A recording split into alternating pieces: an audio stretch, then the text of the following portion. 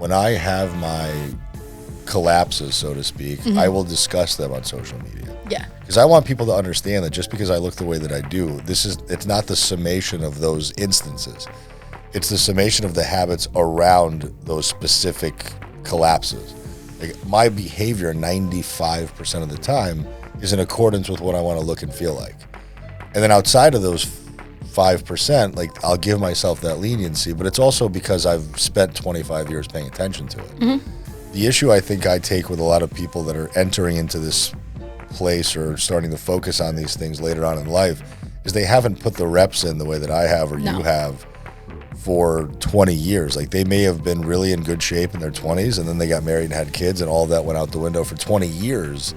And now they're coming back to it, but their expectations are that of when they were 22. Right, and that's just, in no other facet of our life do we think that illogically or unreasonably. It's only when it comes to our body image, to our shape, to our size, because that's what, especially in the female community, that's what you're equating your value to.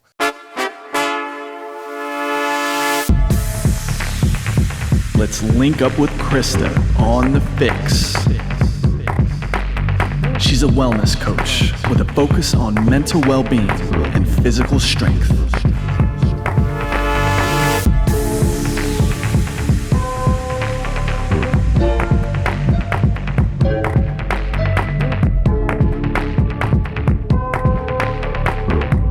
What's going on, Fix listeners? Welcome back to our latest episode of the Fix podcast, coming in strong for the new year with our second episode of 2024 and a true powerhouse of a guest. Such a powerhouse of a guest, in fact, that he is my only repeat guest on this podcast in the last 3 years. And you know, if they're repeating, then they are about to share some good ass information when it comes to fitness, when it comes to nutrition. So good that you need to hear it twice. And that is my own nutrition coach, amazing peer, somebody I look up into this space as just a wealth of knowledge. You may know him on Instagram as 4 Weeks to the Beach, but he does have a name, and that is in fact Aram Grigorian. Aram and I have had the pleasure of knowing each other over the course of the last 3-ish years, I want to say, maybe almost 4. And I've been working with him as a client for about a year. And I said, I happened to be visiting San Diego. He lives out there. I was like, dude, let's get back on the podcast because you are just really skilled. And you'll hear us actually talk about this inside of the conversation about taking topics that can sometimes be complex, taken out of context, just blown up on social media in the wrong way, removing some of the emotion around those topics and getting right into the objectivity. That's one of the things that I love about working with Aram as a client. He's really allowed me to take a step back, zoom out, challenge some of my, not really opinions, but challenge some of my pain points of where I myself, even with the knowledge that I have, even with the ability for me to say, I know what I need to do, just pushes me to the next level to dig deeper as to why I'm not doing it, but then not judging myself for that. Just being honest about, okay, here's the inputs. Here are the behaviors that are required for you to get to the outcome that you desire. Now let's get to the root of why that is, or in this case, maybe isn't happening. In this episode, we cover a lot of ground. This is one of those conversations where if you want to improve your nutrition in 2024, if you want to really learn discipline, if you want to show up better for yourself when it comes to the kitchen, when it comes to the gym, you should be taking notes because I promise there is nugget after nugget inside of this conversation. And when Aram listens to this, he's going to blush and say, I'm humble, because he is. But I also want to give him a plug, because you'll hear at the very end of this podcast, we talk about an event that he's hosting in just about 2 months, if you're listening to this the day this episode airs. And that is the Real Coaches Summit. For any of my coaches out there who are listening to this, or if you're just somebody who wants to learn more about fitness and nutrition and you like some of the content you're hearing here, go check out this event. I am linking the registration page in the show notes. It's in Vegas, and it is going to be a fun time. I'll be there. So obviously it'll be a fun time.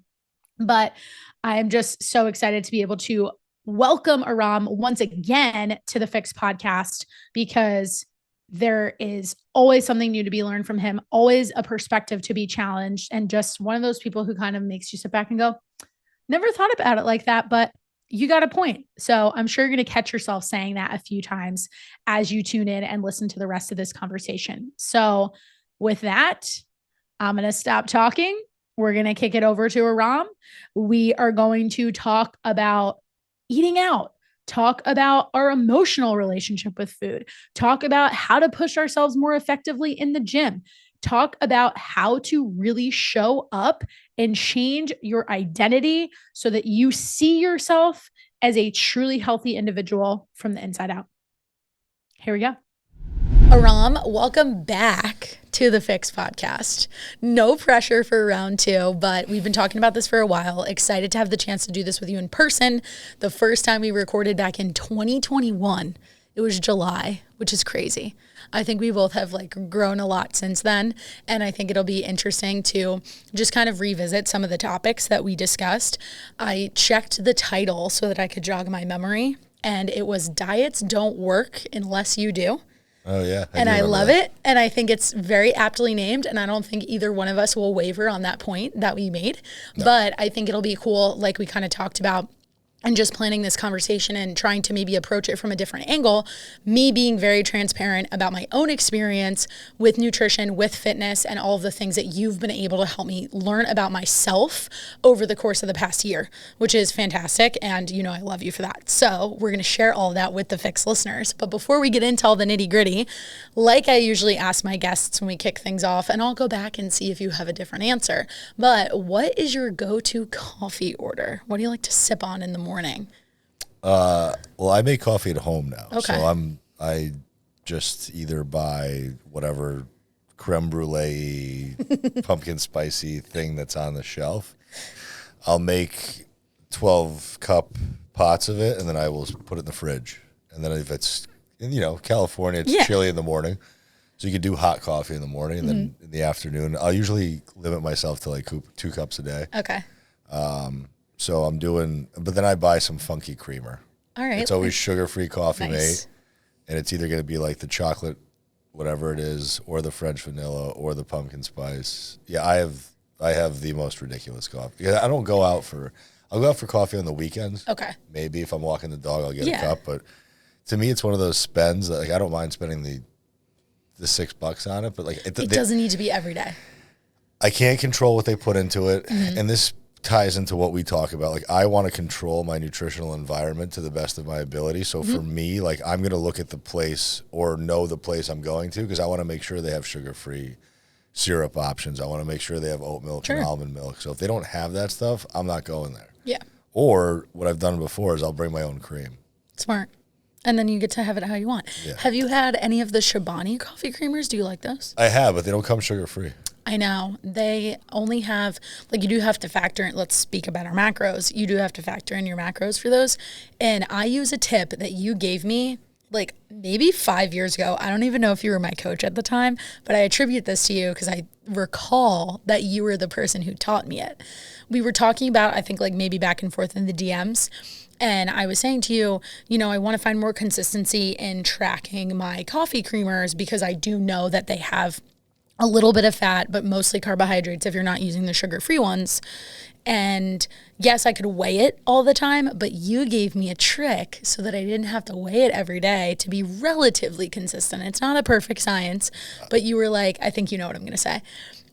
Count how many seconds you typically pour and then kind of use that as your barometer. I love it. And I tell clients that all the time. So thank you for helping me transfer that knowledge. I think it still works. Yeah. I think it's still applicable. I'm home all day. Yeah. So there's no reason to do that. If you're out, it's a good little trick, I think, if you're adding half and half or something at a coffee shop. Yeah. Yeah. The interesting thing is I think we nitpick on totally a lot of stuff. Mm-hmm. Is somebody going to be retaining fat mass because they're over-consuming coffee creamer? Probably not. I don't think I think if you're going to Starbucks and getting one of those crazy... a frap and you don't realize that it's 500 calories, that's where we get into a lot of trouble. If you're drinking black coffee with a little bit of creamer in it and maybe a placket or two of Splenda in it, you're not going to have a problem. Nobody's getting fat off of it. No. I like the idea, and I think this is how you explained it to me if I remember correctly, more around knowing that because it's not such a big deal in the grand scheme of things, it's like a spot check every once in a while if I'm, let's say, being super controlled with the rest of my nutrition and feel like there's other areas that can sort of clean up before potentially moving into a deficit or like tweaking the other things that are not the big rocks, because we care about the big rocks, right? Yeah. The sleep, the consistency with your macros, your training, all that sort of stuff. But I think that's just a really good example of the balance that you have as a coach to be able to highlight different areas where we get too caught up, but also understand, hey, you can get yourself crazy in this area, but if you're getting yourself crazy in this area and getting into the weeds and you're not giving a shit about all the other things, you can curse on here, by the way, that really matter, then you are just making yourself in this crazy feedback loop and ultimately never going to get to where you want to go. And I know you could unpack that and you probably have a lot to say on it. So what I want to do to kind of guide the rest of this conversation is, in the past when I had you on the show, you know, I always ask this question of who are you, but ditch the resume. We don't care about the certifications. Like, let's get into this from the perspective of why should we care about what you have to say as a nutrition coach and as a professional? And I really want to hear this answer from you specifically, because I think you are so intentional with the way you show up and share information online too, not just in the one-on-one conversations that you and I have. And I want to know your take on your experience over the last 15 plus years, if not longer, through your own fitness journey. But why should the FYX listeners listen to this podcast? So I've spent most of my time trying to be as practical as possible. Mm-hmm.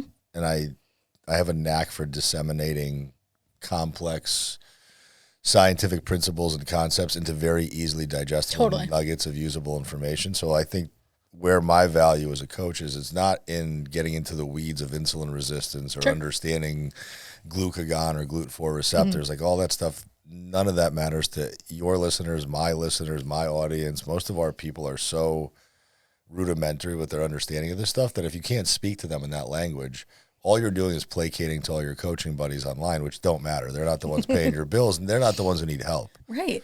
So for me, I've always lived a life of relative balance, although I do get a little bit overwhelmed sometimes with some of my own vices, which we all have. You know, I've talked about it before, whether it's drinking, doing recreational drugs, you know, but again, intentionally. Yep. Like there's nothing that I do anymore as an almost 40-year-old man where I'm not thinking about the ramifications of it to some extent. And you really highlight that so effectively and objectively, I think, on your Instagram stories. Like, you did it literally just the other day. I saw you do like 2 days worth of like the sandwiches, and you said like the seemingly toxic foods or whatever. And I love that because I'm like, this is just so you. And it's not this bullshit effort to be on brand. It's just genuinely who you are, how you show up. I know for a fact if the cameras weren't rolling, that would be how you'd be in your house on your own. I just don't know any other way to do it. Like, it's your personality. Yes. Like the way that I speak, the way I communicate, I'm just going to give you what I know I can give you. Like, I have never cared about what other people, well, I shouldn't say that. When I was younger and I was less mature, I cared about what everybody thought. Sure. And I feel like you kind of highlighted that in the episode that we did do together, because what I do remember from that conversation that I learned about you that I really didn't know, because we just had more of a very like, hey, you're a coach, I'm a coach, let's just DM back and forth at the time. So I didn't know you on a more personal level. We did talk a lot about, you know, your experience in finance, then transitioning to Equinox, and even just like your experience growing up, why you got into training. And it seems like some of it was rooted in that at the time, like so many other 17, 18-year-old, 25-year-old guys out there who can totally relate to that. But I feel like as I've gotten to know you more, and I'm sure this just comes with life experience too, you change a lot in a short period of time and long periods of time. It just seems like you have found this way of really trying to highlight in, again, like I said, a very objective, matter-of-fact, no-nonsense sort of way that for me, it really just resonates. Well, now the evolution has been talking about my plights as somebody who's been on this journey for 25 years, and I don't plan on getting off the train anytime soon. Like, I want to eat an entire bag of Stacy's pita chips at Who night doesn't? after dinner. You know, I want to have 25 margaritas on the weekends too. But I also know how that stuff makes me feel. So when I have my collapses, so to speak, I will discuss them on social media. Yeah. Because I want people to understand that just because I look the way that I do, it's not the summation of those instances. It's the summation of the habits around those specific collapses. Like, my behavior 95% of the time is in accordance with what I want to look and feel like. And then outside of those 5%, like, I'll give myself that leniency, but it's also because I've spent 25 years paying attention to it.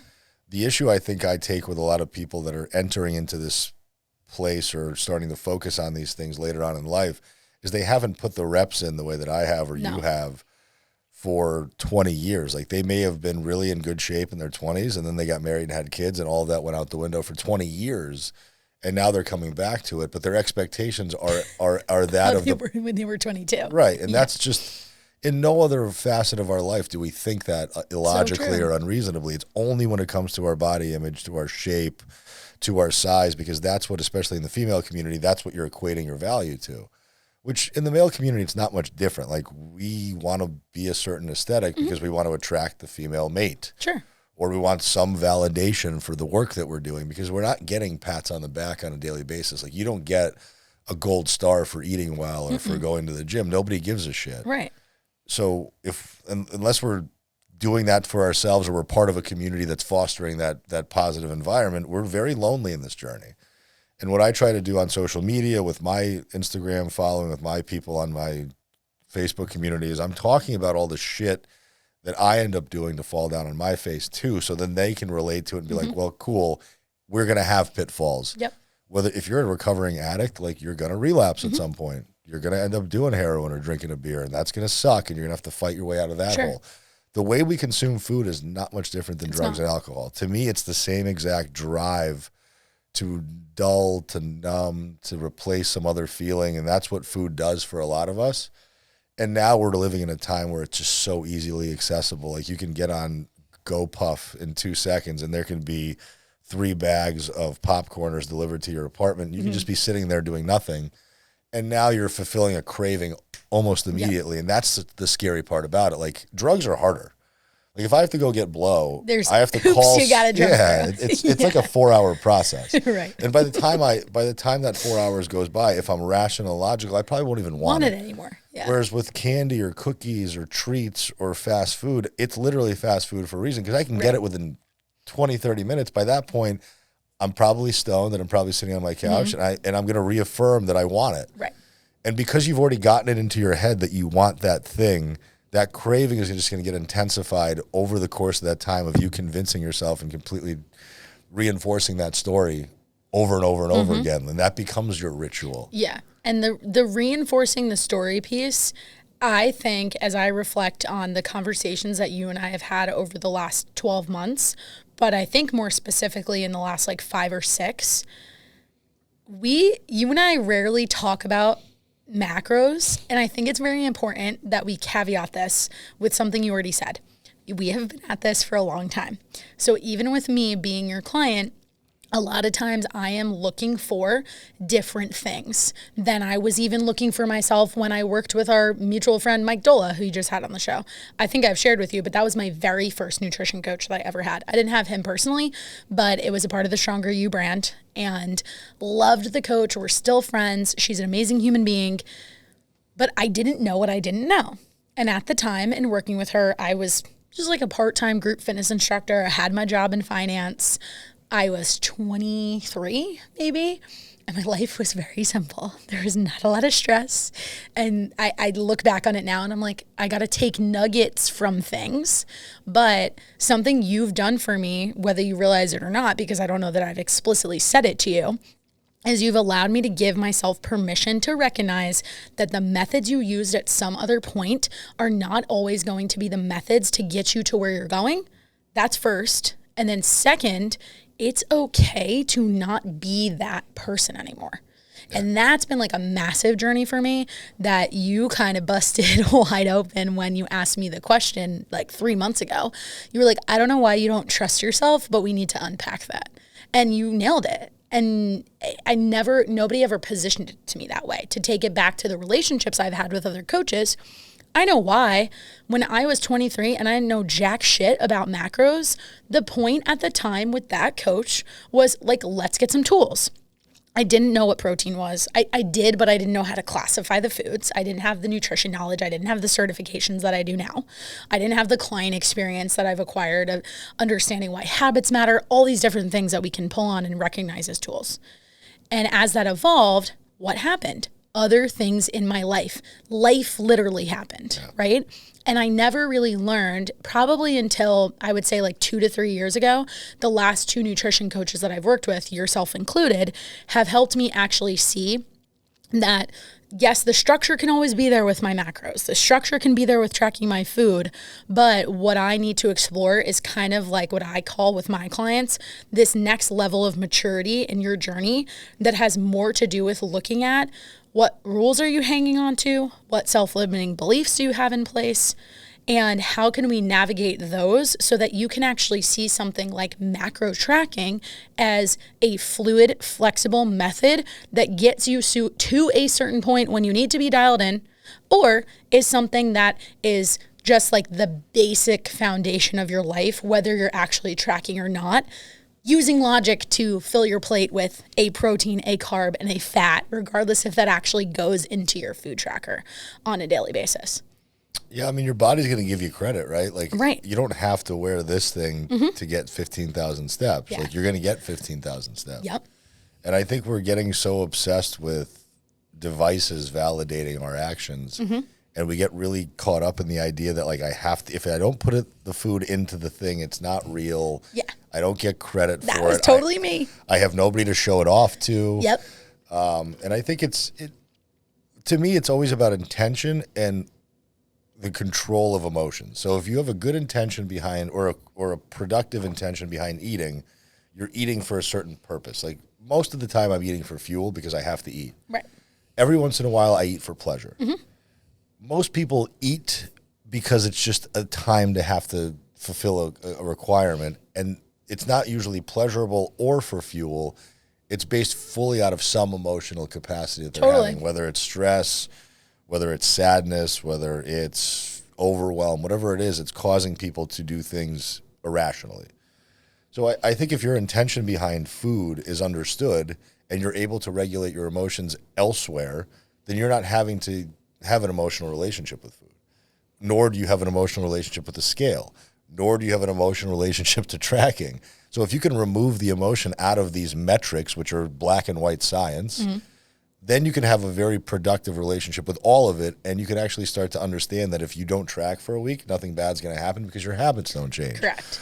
Or, conversely, I have a client who's constantly on the road for work, and his check-in was awesome because he wrote, that question I ask you guys, if you're tracking consistently, precisely, like, how would you rate yourself? And he said, I tracked everything, but everything was an estimate. Wasn't weighed.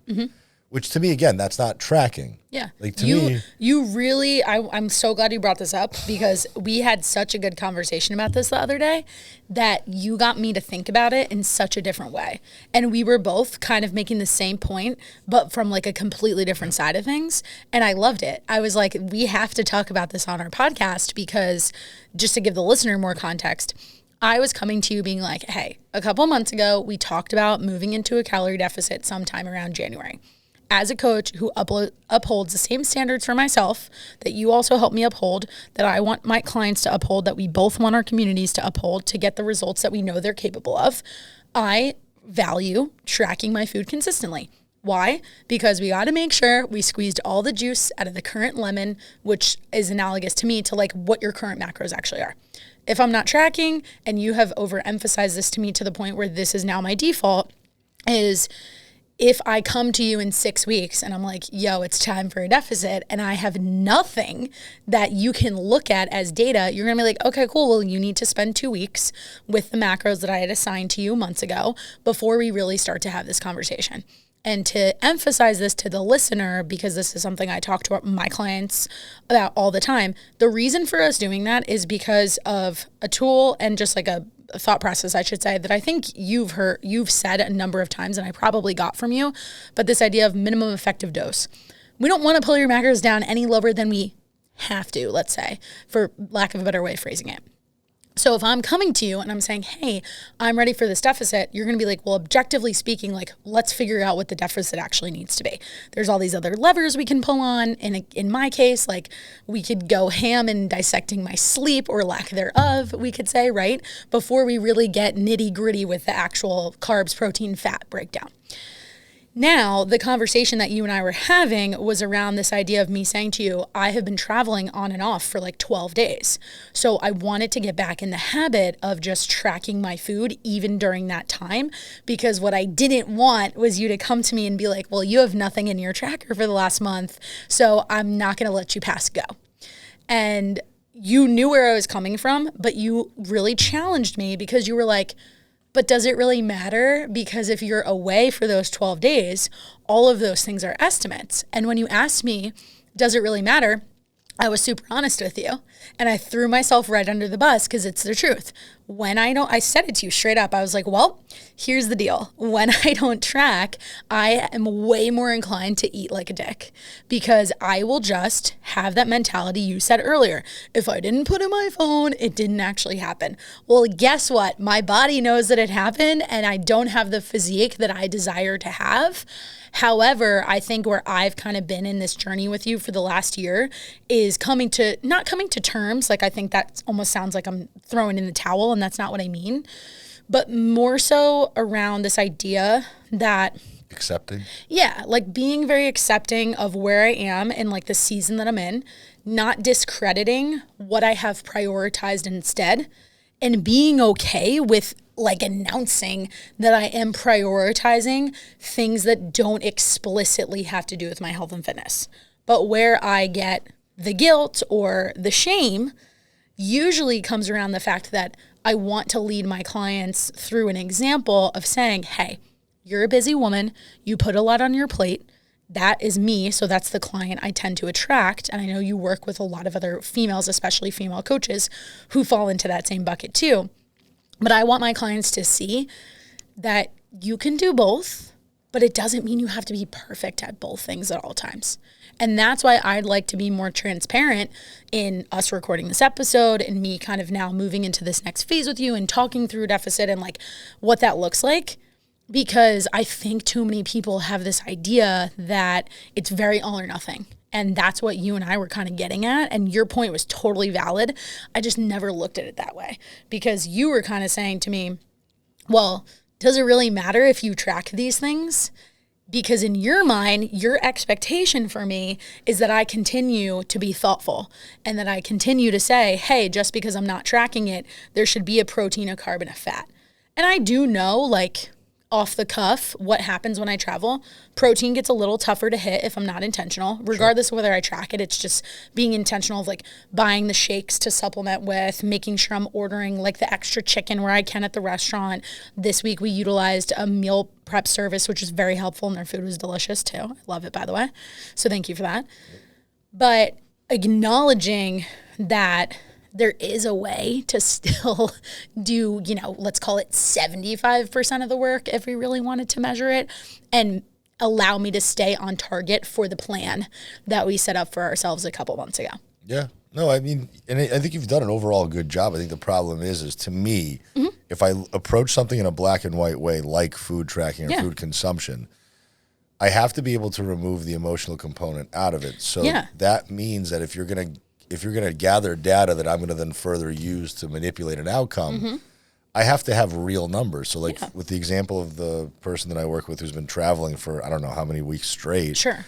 Every single meal that he consumes is eaten at a restaurant. You have no clue. Right. Like I've been at restaurants where I've specifically ordered exactly what I wanted, and I still don't know what the portion size is. Now, let's say I order 1 whole egg and 7 egg whites at Snooze Cafe in La Jolla. They're not going to give me 7 egg whites that I would pour out. They're not going to crack 7 eggs and remove the yolk and put it on the same way plate. you would do it at home. Or are they going to use a carton of egg whites that I would purchase? Probably not either. So I don't know their method of cooking.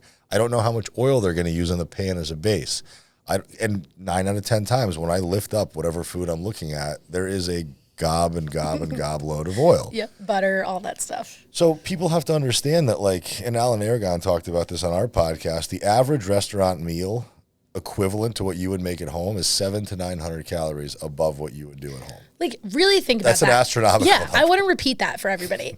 Aram said 700 to 900. He didn't say 70 calories. He didn't say 120. Like, really, even 300. Like, if we want to split hairs over this shit, 300 calories, like, let's just say that was like the peak.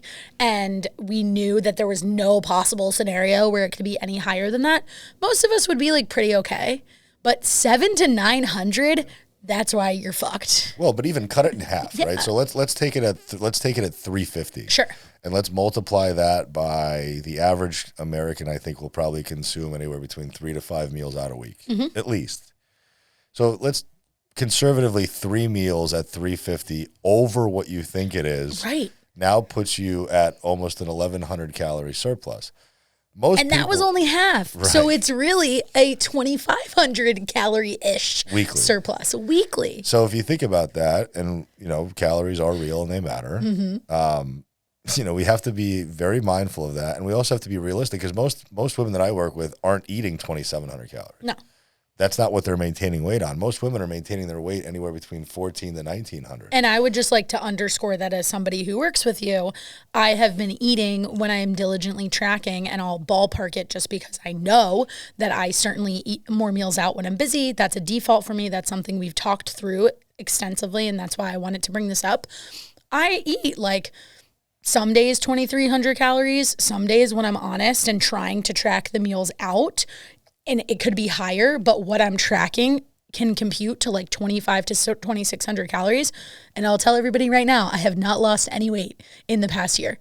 But again, acceptance of the process, because you've allowed me to learn how to be really objective in understanding why the physique that I see is what it is. I'm not like surprised when I wake up every day because I know what I could be working on. But again, I just want to use myself as an example to be super clear that we fast forward a few weeks from now, and depending on when this episode comes out, we may already be going down this path together. The minute you and I are like, okay, cool, let's start the road on the deficit, going from an average of like 2,500 calories a day down to 2,000 or even 1,900, you bet your ass I'm going to start to drop weight as long as I'm consistent with it. And I know that that's a part of the process. Well, and I think also people need to understand, like, you're not somebody who's sitting idly by, not training. Right. Not taking steps. There's a reason why we came up with the macros, or the calories, I should say, that I just threw out there. Like, even when Aram and I first started working together, we didn't start at a range of like 2,300 calories. It was a little bit lower than that. And more of the adjustments that you and I made were accounting for my lifestyle, the stressors that I was facing that I'm really open with you about, in saying, hey, my schedule gets a little crazy, but where you've really stepped in for me as a coach to just help me have more tools is what I said earlier, not actually talking to me about my calories and macros, but asking me to get really clear with, what does my schedule look like? What does my time management look like? Where can I manipulate some of these things? How can I, by you saying, yo, go do this thing, like getting your training in, give myself permission to leave my phone on do not disturb and not feel like in the middle of a set, I'm like texting anybody besides you, because really the only person I should be speaking to at that time is you to give me feedback on what I'm doing. And a lot of people have that problem. Like, I have a lot of moms who will work out in the morning, but they won't wake up early enough, and now their kids are awake at the same time that they're trying to get their session in, and they're running into the gym at home. Sure. I really do believe that everybody should have a $20 Planet Fitness membership if you don't have a better gym around. But it's so affordable now. It is. And it gets you out of your house. It gets you into a place where you're around other people that are doing the same thing that kind of you are. It allows you to have availability of equipment, ability to actually lift heavier weights. And just boundaries. You're hopefully, I mean, if you have your phone and you're filming, then fine. If you're not filming for whatever reason, then don't even bring your phone into the gym with you unless you're reading your workout off of it. So stuff like that. And I think the other thing I wanted to mention too is the fact that, like, you don't get away with eating 4 meals out a week and still, and even while training as hard as you do, and still get the body that you want. Yeah. Because you can eat back whatever marginal calories you burn, because most people overestimate how much they burn and they underestimate how much they eat. That is a scientific, blind, black and white fact that we can never run away from. So there is no amount of exercise that will be able to remedy the amount of food that you're over-consuming or seemingly not over-consuming, according to yourself. So there's a massive disconnect between energy consumption and energy expenditure. And what people really just need to simply understand is that with how palatable and how highly calorically dense food is today, you could be an ultra marathon runner. And Eric Trexler was on our podcast talking about the same exact thing. And that's what the guy does for a living. Right. That was a great episode. He measures energy expenditure. And he's talking about people that are doing 100-mile races that still are gaining weight at 5,000 calories. So if those people can't burn 5,000, your Peloton ride in the morning is not burning 1,000. Yeah. And if it were, you would be seeing that result on the scale, in the mirror. You would know that you were doing it. So we have this very disordered relationship with expectations of how much efficacy we're getting from exercise and what we should expect out of exercise versus what leniency we should also then be able to buy back with food.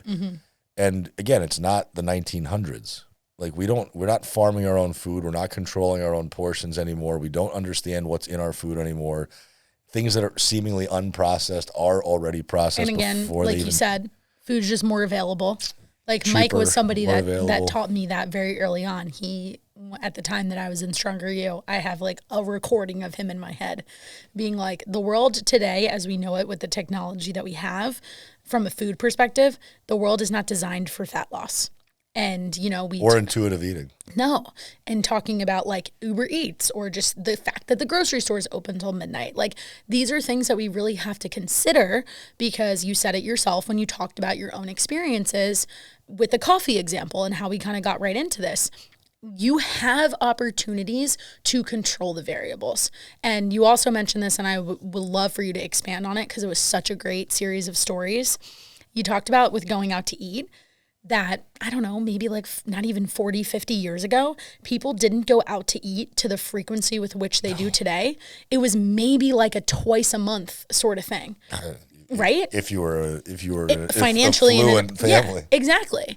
So, and I even think about that, like probably 40 years ago is even like too far back. Like I'm Italian. My mom loves to cook. So there's obviously an element that maybe I wasn't raised the same exact way as a lot of people, but I could not tell you, I don't have that many memories from my childhood of us consistently going out to eat unless it was a birthday and maybe a holiday. But chances are the holidays were usually spent at home because my family likes to cook. Now we can dissect what we were actually cooking, and that's like a whole nother element to it. Sure. But for the most part, this whole concept of eating out is like a pretty new novelty. And I'd love for you to expand on that because you made such great points in those couple of 60 seconds that you put up on your stories.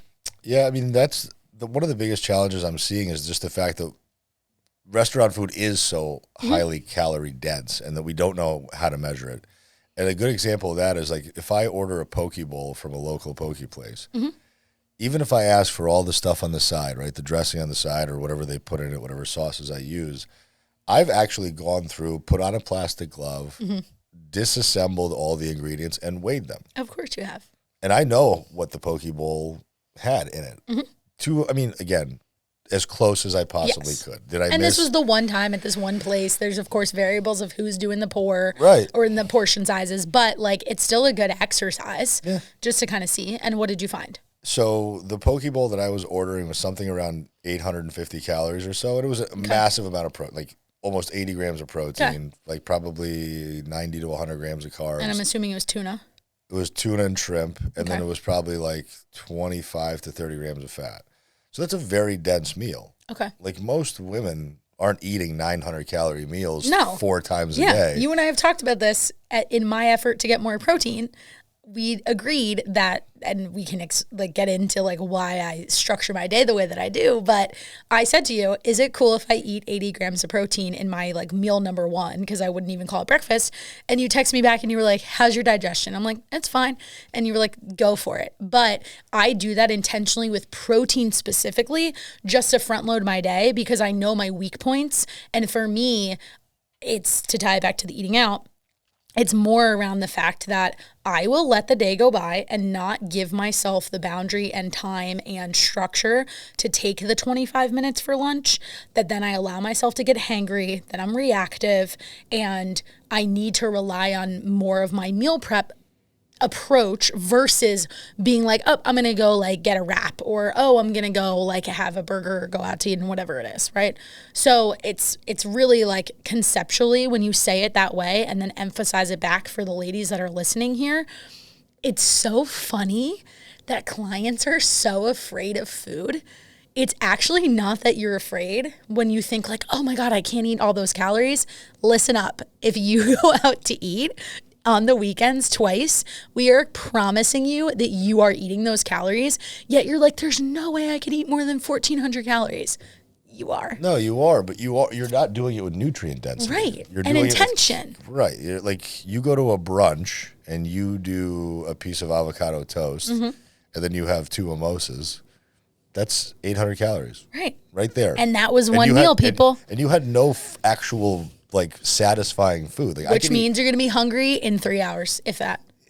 On top of the fact you probably have a buzz already now too. So you're going to want to eat something after that. So inhibition is down, calories are up, and that's where we're finding these problems. And of course, if you assign somebody 8 ounces of salmon grilled, like that's a big piece of fish for most people. Yeah. But they have no problem plowing through an entire basket of tortilla chips in one sitting, because you're not thinking about that, right? You're not basically even having to chew any of that. It just crumbles in your mouth, and the way that the texture and the taste and the satiety of it is so poor that you can continually. And so if anybody understands the science around fullness in the brain, it takes the brain about 20 minutes after you've put something in your mouth to recognize that it's full. So you can physically be putting food in, and there's a 20-minute lag between. Which is a decent amount of time if you actually think about it. Plenty of damage can be done in 20 minutes. Yeah, I've done it. Totally. Me too. I had a friend over on Saturday night. She brought over a bag of white cheddar popcorns, which are my favorite thing in the world. I love those popcorners. They're so good. And it was the big bag. It wasn't the small bag. It was the big bag that families are eating or splitting. I ate the whole thing. I think she had 1 serving of it. I'm not surprised. So that's 6 servings, and I think that 6 servings equated to about 750 calories, about 30 grams of fat. Most of the women I work with shouldn't be eating more than 60 or 70 grams of fat. So if half of your fat gets consumed by 1 bag of chips that you've eaten, what food are you leaving yourself for the rest of the day? Not much. And this is why, unless you want to eat straight chicken. Correct. And this is why, if you want food volume and food density, you should eat natural starches like potatoes and like rice. Now with rice, you have to be a little more careful, because you're going to have less actual product of rice versus potatoes. Potatoes, you'll have a larger portion of potatoes for less carbs than you will with rice. This is why starting every meal with a massive piece of, and I will say massive, because I want it to be as big as humanly possible. Yeah. And then filling up the plate with a bunch of vegetables that you don't mind eating. And that's where it comes down to, like, if you want to do butternut squash, do it. If you want to do cucumbers, do it. If you want to do stuff that you actually have to like chew and break down, even if it's cooked, because just the physical act of chewing will slow you down, and it will actually make you understand what feeling full feels like. Because when you're eating those snack foods, if you're eating restaurant foods, those things are designed for you to overeat, because they want you coming back. Yep. And they want you spending more money, and they want you mindlessly consuming. So you lose that relationship with satiety. And the only way you'll ever get it back is by trying to spend more time eating at home than you will eating out. So use it as a treat. The best advice I'll ever give anybody is understand that treats are treats, and they belong as treats. If you're doing them every day, that now is your diet. Yeah, it's not a treat. If you're eating a cookie after every dinner, that's your diet.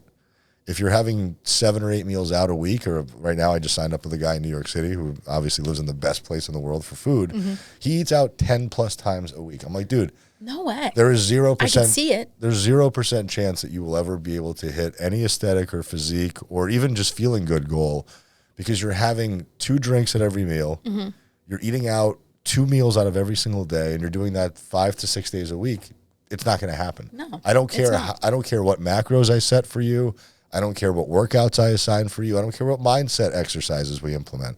You will not lose weight and get the ideal physique that you want, or even feel better living that type of a lifestyle. So if anybody's listening to this and they're like, well, I don't understand, we have a good plan, I don't understand why it's not working, actually physically and realistically audit what your behavior with meals out looks like, and where are you dropping the ball as far as actual proactive eating versus reactive eating. Yeah. I think that was a good point that you made. Absolutely. And that's something that you and I both, like, I know what your check-in process is because I obviously do it. And you and I have talked about this before.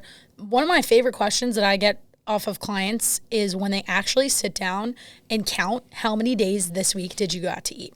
I just had this conversation with you, and I just had this conversation with a client not even a week ago because it was coming off of Thanksgiving. She was traveling, and I also asked them, I know you do this, count your drinks. So we have a question for the alcohol, and we have a question for the meals out. She tallied up 6 drinks, and she really barely drinks. So for her, over the course of a week, 6 was a lot for her. And it was like, you know, it doesn't even matter what kind of alcohol it is. We could have a whole other podcast on that. It's irrelevant at this point. But like when I pointed out to her, because her check-in was kind of like, I'm a little frustrated because we were moving off of a deficit. And I think part of the, I want to have a couple extra beers might have been coming from that, which, okay, that's fine. But when she stepped back and I did her check-in and I said, hey, you are expressing some disappointment with what you're seeing on the scale this week. The reason why that is happening to you is because it's not that you didn't hit your macros. It's that you had these 6 drinks, and arguably you probably didn't hit your macros based on everything we just discussed because she did eat out twice. Now, twice is not the same as 10. So all of this, I think it's important to highlight, is relative to where you were before. And what's really cool is if we take the example of this guy that you just mentioned who's eating out 10 plus times, I want everybody to really understand this. That's a low-hanging fruit because it's something we can 100% fucking change tomorrow. And we're not telling you to give up going out to eat. I'm asking that guy if he's my client, and I know you're doing the same. Dude, this is 10 plus times right now. Can we take it from 10 to 6? And then once you go to 6, can we take it from 6 to 4?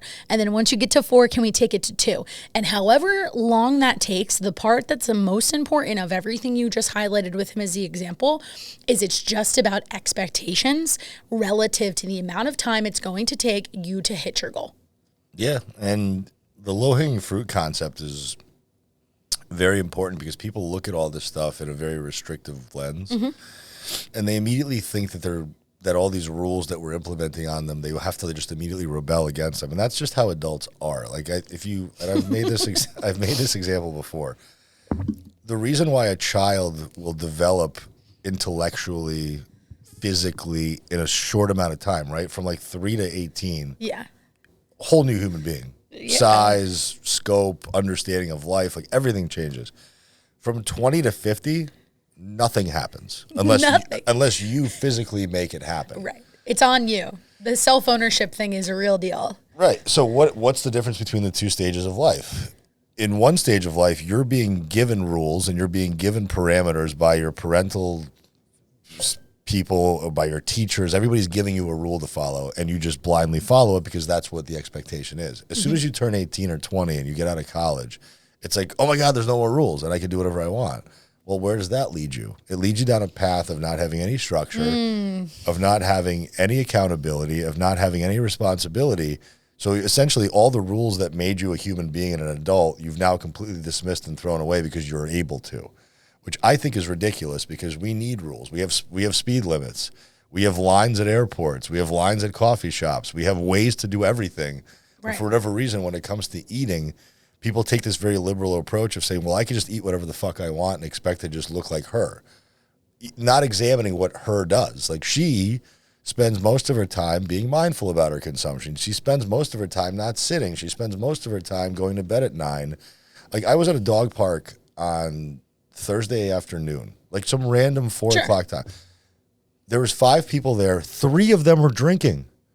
Like they're drinking on a Thursday afternoon with their it's like this communal thing that they do where they bring beers and they hang out and they watch their dogs. They're not even actively doing anything with their dogs. They're sitting on a park bench. One dog was fighting another dog. Of that. And they're sitting there with beers, and I'm looking at it. I'm like, there's no way in this universe that I would ever want to drink in this setting. Like for me to want to drink, I have to be at a nice restaurant, at a house party, at a music festival, at a concert. Like that's a venue for me to drink. Sure. But on a Thursday afternoon to bring my dog to a park, the last thing I'm doing is drinking. But that's the average human pattern of behavior. And then they wonder why I look the way that I do and they look the way that they do. Right. It's like I live in accordance to feeling my best, and that means I'm going to have to sacrifice the bullshit that you guys are willing to put up with. And it's that tolerance and that complacency that you get stuck with, where it's like they don't even consider, well, why do you pick different coffee shops to go to, or why do you bring your own creamer? Because I want to be in control.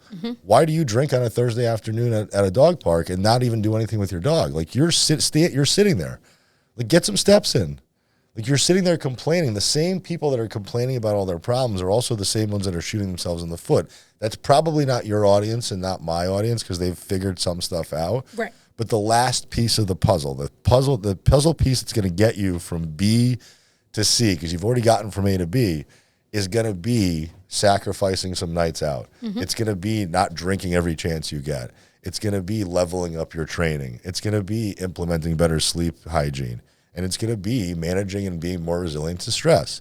So if you don't want to do those things, then you have to accept being at point B. Right. And that's fine. But understand that for you to get to B to C, it's like getting a raise at work and getting a promotion. You're going to get more work dumped on you. Comes with the territory. It has to. So I want people to really be accepting of the fact that what you did to get here is going to be what you have to do to stay here. But then if you want to move further from this point, you have to do more stuff. Right. And it's, again, the highlight of the example around the dog park. Love that, because we're also saying, yes, we're passing our judgment, but we're not passing judgment on their choice to do it at that time. We're ultimately passing judgment on their frustration that comes down the line. Because like for us, and I think for you especially, something that is like a skill that you have so just, it's a natural thing for you that you've really helped me develop as a coach, is getting clients to understand there's a difference with this acceptance piece and the emotions that you may have around it versus complaining or being frustrated when we know you're the person at the dog park on the Thursday. I can't have all the empathy in the world for the person at the dog park on Thursday. And I just really appreciate you, because that's a skill as a coach that, in having you as my coach in the last year, you have helped me really hone that in a way that, like, I'm not trying to be a bitch, but sorry, I have a responsibility as your coach, me speaking to my clients. They know I will be I can play the bad cop, because why? I hold them to a higher standard, because like you just said, our audience is capable. If they weren't, they wouldn't be listening to this. They wouldn't come to us looking for advice, because deep down, they really just wouldn't care. Yeah, and some people, and it's okay not to care. Exactly. But that's where the no judgment's coming from, yeah, because you always add that. And that's the thing, is I don't want people to think that I'm sitting, like, listen, I think all of us naturally can look at somebody, because we wear our habits on our body. Yep. Like the reality is if you're 70 pounds overweight, you are the person sitting at the airport waiting for your plane. You are the one who's going to McDonald's at the airport. You are the one who's drinking at the dog park. You are the one who doesn't give a shit about what you order at the restaurant. People that look like me are a lot more mindful. So when I walk into a room, there's no confusion that I pay attention to nutrition. There's no confusion that I don't drink every weekend that I can. So if you want to live in accordance with those things that you that you desire, then you have to give up some of that bullshit that you're participating in, because that's just your ritual. Just because it's been something that you've done for a while, then you have to expect that the same outcome is going to keep occurring. If you want something different, and if you truly don't feel good, because a lot of these people don't actually feel good. They may enjoy the process of what they're doing. They may enjoy the drinks and the booze and the nights out, but they don't actually feel well, because when you ask them to like check in with themselves, like, how do you actually feel? Well, my energy sucks. My bowel movements are unpredictable or loose or hard. I have absolutely no positive mood ever. I'm always in kind of just a shitty blah place. I don't sleep well. I don't feel physically capable or strong. So if the actions that have gotten you to that point are what you're now staring at in the face, why would you not start to explore some changes? And that doesn't mean throw away all of your pleasures in life, but I'm also going to challenge the idea that these things bring you pleasure, because they're not bringing you pleasure. They're bringing you relief from your boring fucking life that you're living, because you can't think outside the box to go do something other than go out to eat or go do something other than go drink. Like if you're at a dog park, instead of going to a dog park, why don't you go to a hiking trail? Right. And now you're not going to drink and you're going to get some steps in.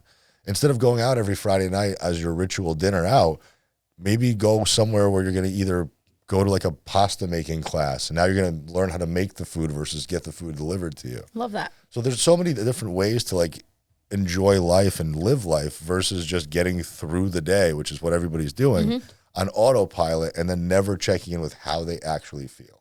Yeah. Great point. And you're a popular podcast man today, so I need to be respectful of your time and not keep you for too long because you have another interview to do.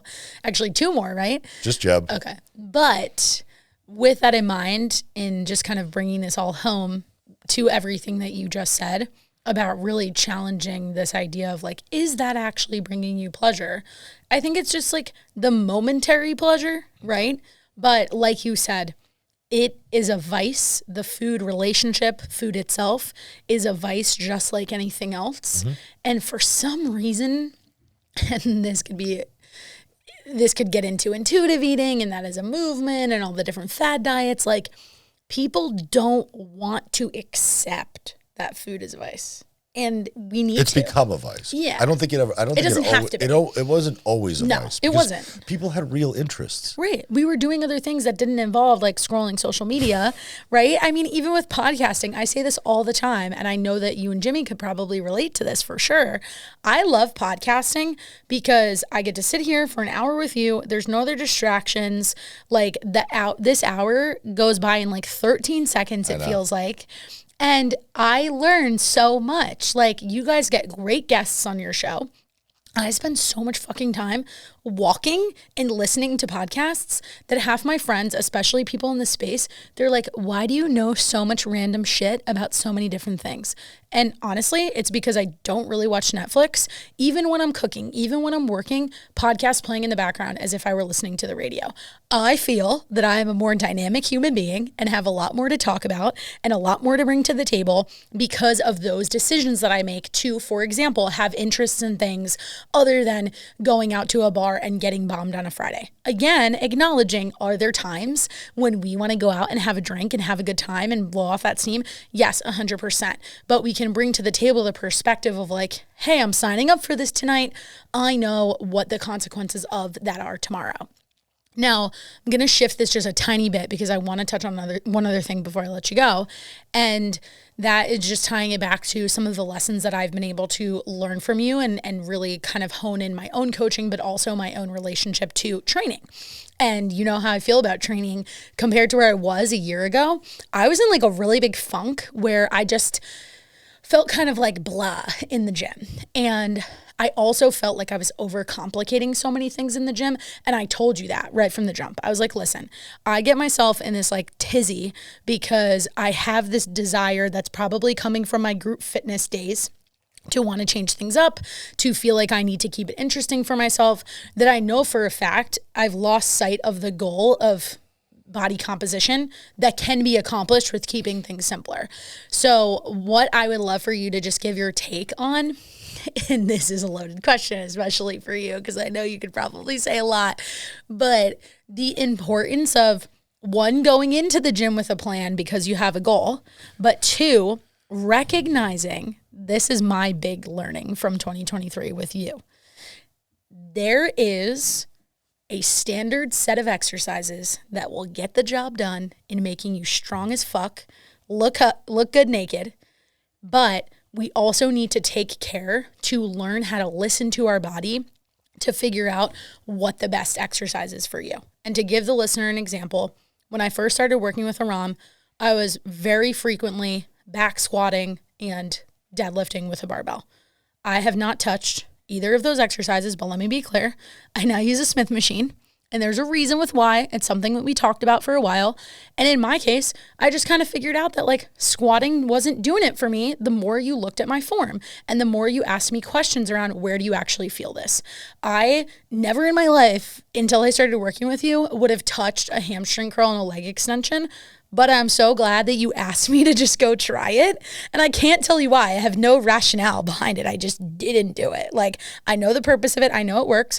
But I'm super proud because I have gotten really strong in the last 12 months. Like, I didn't know I had the kind of strength that I do.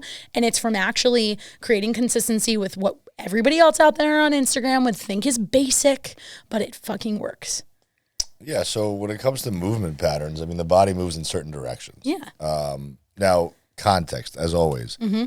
If the overarching goal is I want to look better naked, that's obviously going to be mostly nutrition because that's body fat reduction. That means if I have muscle, I want it to be seen. The only way you're going to see muscle is if there's low enough body fat to see it. So let's just dispel that immediately. So let's say the body fat is low enough for you to be able to see muscle, but let's say you kind of have that like burnt, that like melted candle physique. You know, like the saggy butt, you know, no delineation of a shoulder, no back muscles in a dress. You have to build tissue. To build tissue, you have to create enough stress on that specific muscle group to be able to get that muscle to respond by either growing, which it'll grow secondary to getting stronger. The muscle will always get stronger first. It'll grow second. Growth will come from more tension and more time under tension. That could be dispelled. Interpreted a lot of ways. Yeah. And then also the fuel source to be able to maintain that muscle growth. So the tension part of it is stability. Like I have to be stable in order for tension to be felt in that specific area. And I think that's what you've specifically really helped me just redefine. Yeah, the so stability stability, you know, if you're back squatting or if you're deadlifting, your body's in space and it's being held up by you. Like you're holding your own body up. It's a lot of demand. You're asking the body to now go from a standing to a squatted position with a load in a place that is relatively uncomfortable. So you're having to think about a multitude of different activities happening at once. So the squat is an excellent booty builder if you feel it in your booty. Right. And it'll by default grow your butt anyway, even if you're doing it poorly. But at some point that growth will stop because other muscles are taking over. Quads will take over. Hamstrings will do some work. Your spinal erector is just holding yourself up. Your abdominal muscles will do work. So is there a better way to do that same movement that you know is going to produce an ass in a more stable and loadable environment? So that's why I recommend a Smith machine for a lot of people, because now you take the guesswork out of body stabilization. You take the guesswork out of where do I feel it? Because now if you want to feel more of your butt, move your feet forward, away from your hips. So now you're hinging backwards. Yeah. If you want to feel more comfortable to play with that. I want the listeners to know that, like, something that you've really helped me see is like, hey, go try this other machine, but then like let's experiment with like these little tweaks. And I also want to be clear, I've been working out for a very fucking long time. So people need to understand that too. And like part of the reasons that I'm asking you very specific questions is because I'm sitting here saying to myself, okay, I've been squatting for how many years? Let's like dissect this for a second and see if that is the best mechanism for Krysta and her goals. So that's something that I think is also important to caveat. Well, you also got to look at, like, is what I'm doing giving me what I want? Right, because for a while I was questioning if it was. And that's when you just opened the door for me to, like, just say, hey, like, why don't you have a little fun in the gym and just, like, try a couple things? We're not married to them. If we decide, hey, like, let's implement things you did use in the past and then actually get consistent with them, which is the other very, very important piece here, then let's see what happens. And be okay with it being an experiment. I think that's the other part where people get really caught up because they're so concerned about the time to get to the end goal, to get to the end of the process. There is no fucking end to the process. No. And ultimately, then they don't give themselves permission to just play. And something I've said to you recently is I actually like going to the gym again. And for a while, I felt bad that I didn't like it because it's my profession. Yeah, I mean, you're not always going to have fun in the gym. I think the expectation. I go through waves. Yeah, I'm in a rut. I'm sure you do too. Yeah. I mean, now with the Achilles tear and not being able to really go full throttle. Sure. I have to retool and rethink the way that I train as well. And the reality is that I also have to accept, and this is what a lot of people don't do this exercise. Like, I'm at a point in my lifting career where how much bigger and stronger am I really going to get? And how much do you want to? Like, you start to ask yourself that question, and that's a fair question. It's too much work. Sure. So for me, can I dial back the way that I train and make it more athletic and make it move in different directions versus only focusing on just this perpetual muscle growth that is going to require me to probably be on steroids? It's probably going to have me eating way more food than I'm comfortable eating, and I don't want to do that. That's work. So for people that are in a program, even if you are in an actual workout program, ask yourself, do I understand what the intention of each movement that I'm doing is? If that specific exercise was taken or that machine was taken, would I know how to pivot away from it comfortably and confidently? Am I increasing load every chance I can get? Am I actually feeling the muscle that's intended to be moving that part? So if you ask those questions, you don't know the answers to any of them, then you don't really know what you're doing in the gym. No. You're just going through the motions. And that's what most people do when they go there, whether it's a group guided class, which is, in my opinion, the worst possible setting. It's really instructor based. But in most cases, what I've seen is most instructors they don't have the time to spend dissecting where you should feel a squat or where you should feel a lunge. They're just like, just do the thing because I'm asking you to do it. Right. And again, we have to bring this all the way back to what is the goal. And in the context of myself, the goal is clear. It has to do with how I ultimately would like to look. And you said it, the nutrition piece is not to be ignored. I just want to also highlight what does go on in the gym and really trying to help people see, especially because my audience is a lot of big group fitness girlies, and they get frustrated because they're like, but I'm going to the gym. You are, but you're checking the box. You're going, but are you getting the education, to your point? And you've really helped me change the frame even for clients to start to better help them understand why we do the things that we do from an exercise perspective. And that's tough for a lot of my clients because they're so used to someone just simply telling them what to do in that environment, and then they don't question it, and their frustration comes from, well, I'm going and I'm doing this. Cool. If you keep doing what you've been doing and you don't like what you're seeing, something's got to change. Well, it's like it's the same thing as if I'm at a gym and I'm squatting, or I'm at a restaurant and I'm eating salmon that I could have made at home. The salmon that you're eating at the restaurant has more calories. Right. The exercise you're doing in the group fitness class is poorly loaded and unstable, and it's being done way too quickly. So you don't actually feel what you're supposed to feel. So it's the same situation in both cases. You're just doing it suboptimally, not to the best of your ability, with very little understanding behind why. Yeah. So well said. Well, I'm going to wrap us up with a quick little fun lightning round. Fast questions about fitness, food, all that stuff. And then we're going to get you out of here so you can go hang out with Jeb. Ready? All right. First one. What is, if you could only eat one food for the rest of your life, for every single meal, what are you going to eat? With no consequence? No consequence, yeah. Like, oh. Yeah. Like in the imaginary world that we have not been discussing. Pizza. Okay. What if there was consequences? What's your practical one? Oh. Probably, I mean, the thing that I eat now, which is lean ground beef, rice, and either spinach or some type of a green vegetable. Okay. If you could wave a magic wand on just like sentiments and information that's shared in the fitness industry that's incorrect, what is like the top of your list of something that you'd like to change within, the second of waving the wand? Probably fasting. Yeah, I mean, it's gotten to a point now where I get the should I be intermittent fasting question a lot. Daily. Yeah, me too.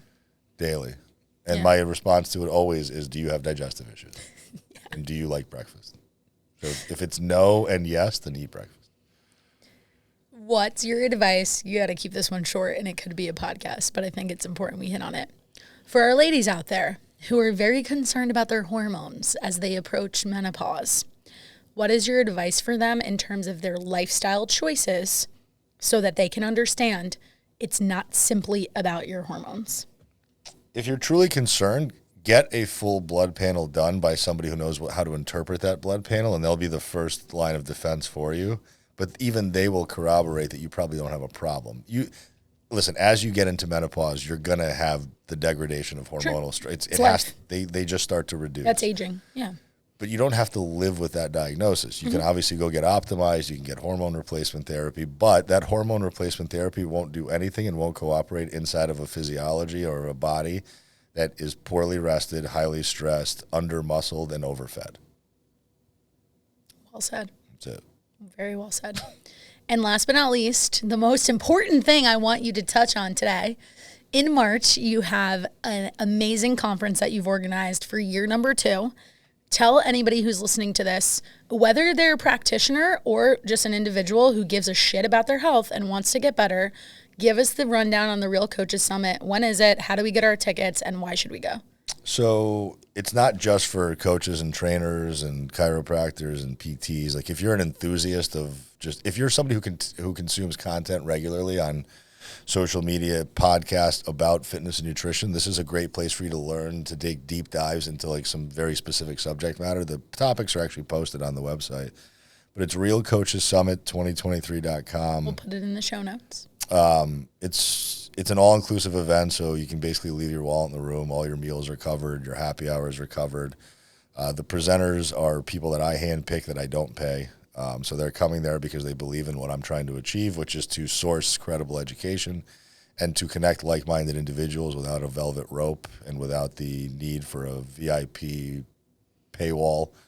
I want everybody to feel like they're on the same level as the people on that stage, and the conversations that you'll be able to foster and have in that very communal environment, because you're eating together, you're drinking together, you're hanging out together in one spot without having to go anywhere else.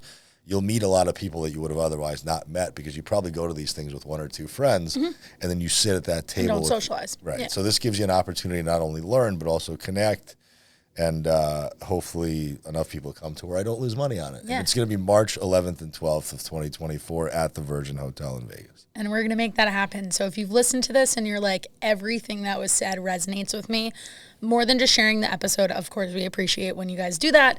I love, you have so many awesome clients that are, I consider peers as your client myself, that are sharing my podcast in your Facebook group. Shout out Heather for doing that all the time. She's the best. She is. She's just such a great person. But I think that's really amazing. I think that is just a testament to the community that you've built. And going back to everything we said at the top of this episode, my own experience in working with you one-on-one aside, I just have so much respect for what you do in the industry. And for that reason, I'm excited to see you continue to pour in true passion into developing an event like that. I was at a conference this weekend, and there were 3 or 4 women in the room who straight up said, and I want you to hear this, they would not have met our business coach that we were all at this event with had they not gone to that summit, and them meeting that business coach changed their life in a way that I don't even think you know that you had that impact.